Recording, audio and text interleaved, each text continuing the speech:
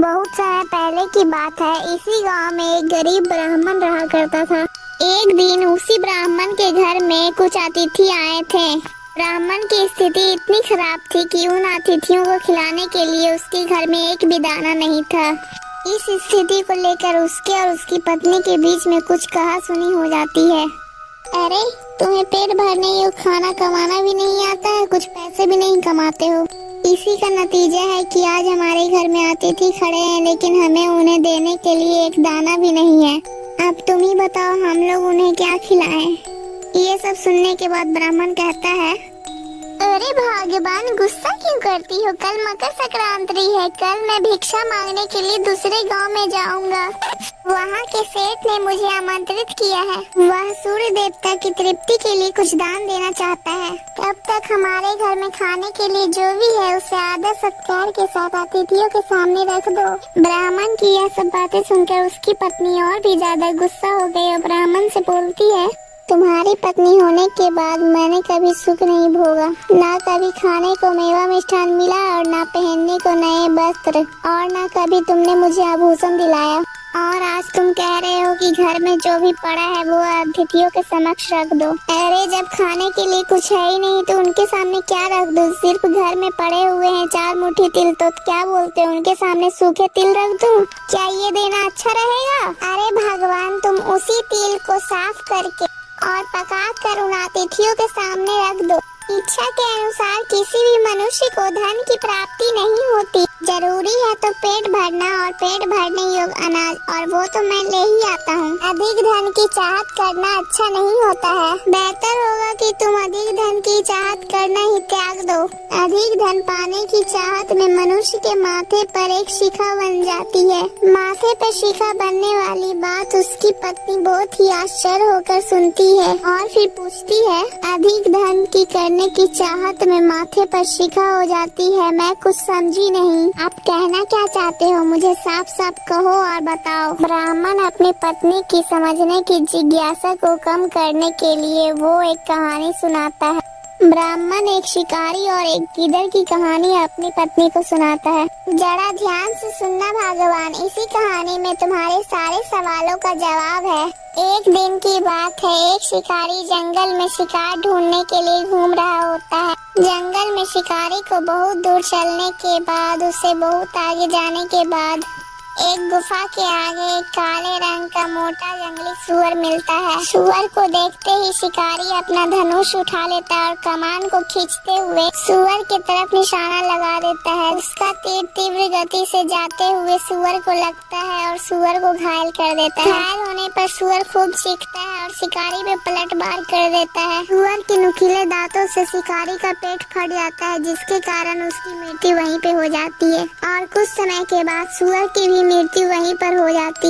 इसी बीच खाने की तलाश में भटकता हुआ एक गीदड़ उसी जंगल में उसी गुफा के पास आ जाता है जहाँ पर सुअर और शिकारी के सब पड़े हुए थे। बिना मेहनत किए हुए गीदड़ इतना सारा भोजन देख अपने मन ही मन बहुत ही ज्यादा खुश हुआ और उसने मन ही मन सोचा, अरे वाह, क्या बात है, आज तो बिना मेहनत किए हुए मुझे इतना सारा भोजन मिल गया। आज तो ईश्वर की मेरे ऊपर बहुत ही ज्यादा कृपा हो गई। आज मुझे इतना सारा भोजन जो मिल गया, आज तो मैं इसे पेट भर के खाऊंगा। अरे नहीं नहीं, इतना सारा भोजन मैं आराम से धीरे धीरे करके खाऊंगा ताकि मेरा भोजन लंबे समय तक चल सके। इस तरह मैं अपने लंबे समय तक अपनी भूख को अच्छे से रख पाऊंगा। इन सारी बातों को सोच कर गीदड़ सबसे पहले छोटी छोटी चीजों को खाना शुरू करता है। तभी गीदड़ सुअर के शरीर में लगे हुए तीर को चिबाने लगता है।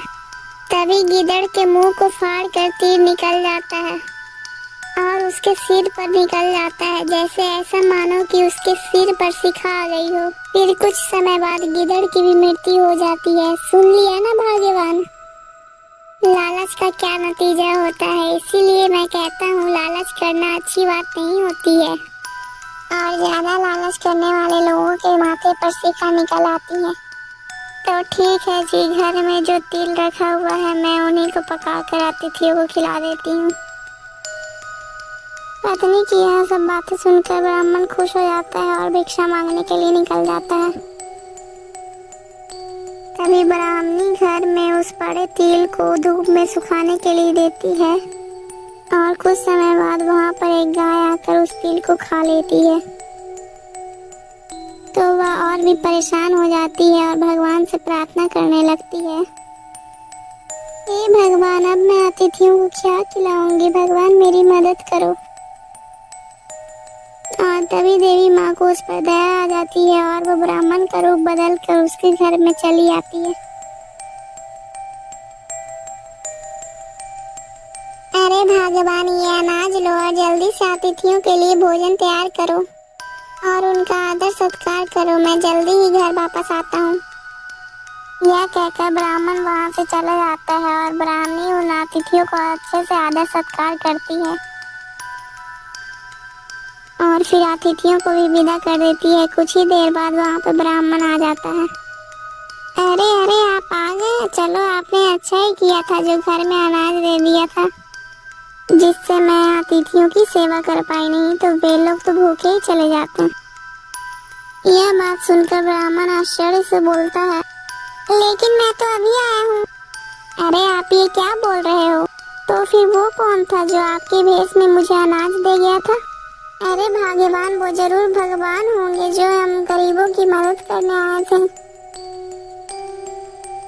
फिर वो दोनों भगवान का धन्यवाद करते हैं और खुशी खुशी अपना जीवन व्यतीत करने लगते हैं।